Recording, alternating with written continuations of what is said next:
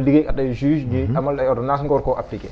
lii ban valeur nga fay jox en tant que koo xam ne ni gendarme à la retraite nga. voilà mais quintessence ordonnance la. c'est une ordonnance. Une ordonnance ça se signifie ou bien ça se notifie. Et que ça doit être exécuté mais vous savez que suñ droit Sénégal. dafa am la ñuy tuddee ay appel wala pourvoi en cassation wala ay recours. donc là c'est une autre forme de procédure. loolu ce qu'on appelle que soit mu nekk jugement par défaut on appelle une procédure de rétraction ça revient à la même juridiction. Si le jugement est délivré par un tribunal d'instance on fait appel pour aller à la cour d'appel. De la cour d'appel il faut aller à la cour de cassation. Bon tel que ça existe c'est valable en fonction de la juridiction qui a délivré le jugement. Ou bien de la nature des faits qui est crime ou délit quoi parce que les crimes donc ça se juge au niveau des juridictions criminelles ce qu'on appelle la chambre criminelle. Maintenant pour ce cas-là. On est en matière civile. waaw on est en matière civile c'est deux hypothèses. waaw waaw ci hypothèse bu njëkk bi. waaw mooy da ngay ñëw nga ne da nga koy exécuter. mais boo koy exécuter da nga koy signifier. mooy notification bi ñuy wax. boo koy signifier. c'est pas on l'exécute pas au moment de la signification c'est-à-dire l'exécution. et le droit d'appréhender ce droit qui était perdu bi nga ñàkkoon. ça peut pas être antérieur ni concomitant à la signification. déjà loolu rek peut-être évoqué wuñ ko mais problème la. mais major bu ñu demee article L47 alinéa 4 du code électoral.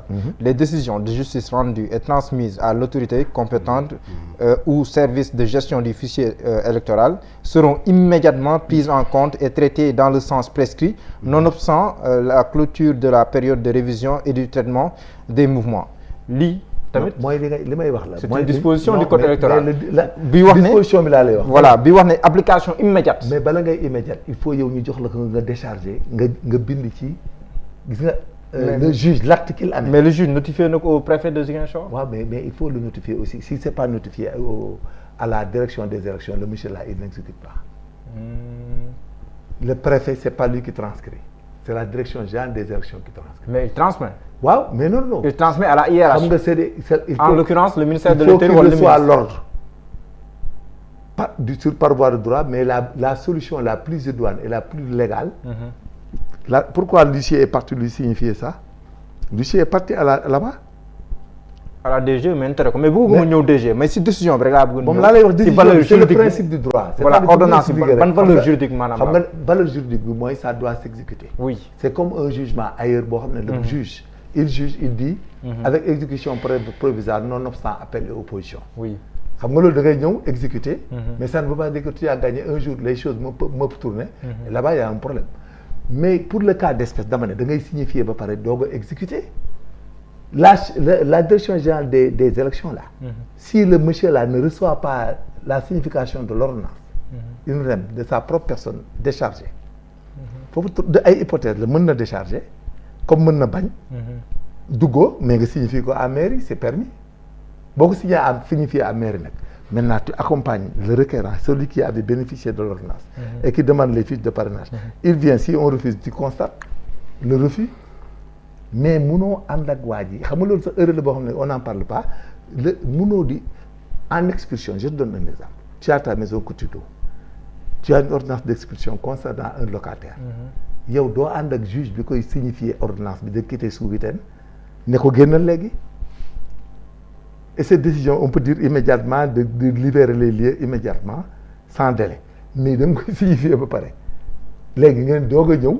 délai bi nga koy may wala boo ko signifié ba pare après nga ne ko demain on vient wala tout de suite. léegi li juge bi def. le juge Sabassy Faye li mu def. maanaam bi mu jëlee décision ba pare. jël bataaxal bind ko au préfet de Ziguinchor. loolu loolu. préfet de Ziguinchor da koy transmettre sa hiérarchie. waaw mais le DG là la direction générale des élections. s'il ne reçoit pas un acte de droit il n'exécute pas. mais l'ordonnance ça n'est pas un acte de droit. moom recevoir ko loolu problème bu confusion bi mu demee le gars duggul da ko waroon signifier à mairie dafa war a dugguñu. mais pourquoi si biir kii bi damay dégg naan la théorie de la connaissance acquise mun na am sax c'est mal placé. fi mu koy dugal c'est les théories qui disent. voilà mais là mënuñu wax sax. xam nga parce que fii ñëpp dégg nañ ko. ordonnance la théorie c'est de la rumeur publique ça ne vaut pas droit. ah c'est de la rumeur. c'est de la rumeur ça vaut pas droit. xam nga ils disent que connaissance des infractions par la loi il y a la rigueur publique tu t'autosaisis tu peux instrumenter mais une ordonnance mënoo dégg ne y a une ordonnance ma conseil mi ngi mel ni que dëkk ci kër. mais quand on parle de la commune de Ziguinchor parce que juge bi boo xool ordonnance am dafay joxe ndigal ngir celui-ci si commune de Ziguinchor ñu dugal ko fa waaye tam dugal ko si fichier général bi. mooy bu nekkee commune de Ziguinchor foofu noonu kat c'est le sous-préfet wala le préfet wala le sous-préfet. mais ils n'ont qu'à aller chez le sous-préfet mu inscrire ko.